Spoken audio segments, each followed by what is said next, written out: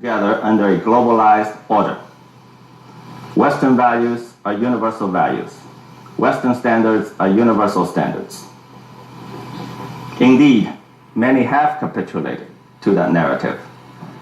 A large number of developing countries transformed their political and economic systems, some violently, to meet the demands of globalization. But China walked a different path.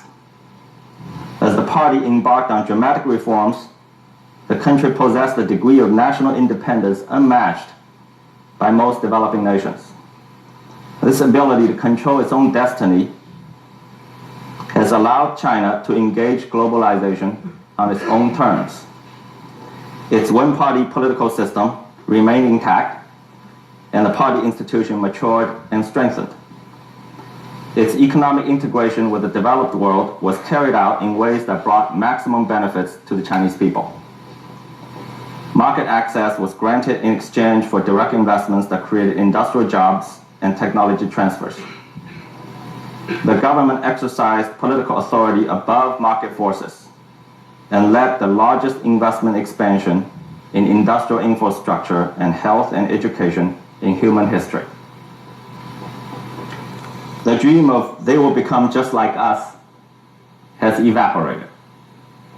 Immediately after the Cold War, many were enamored by the material successes of the West and sought to emulate Western political and economic systems without regards to their own cultural roots and historical circumstances.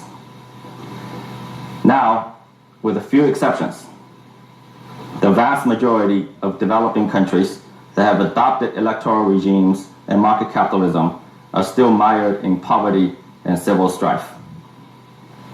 In the developed world, political paralysis and economic stagnation reign. The hard fact is this: democracy is failing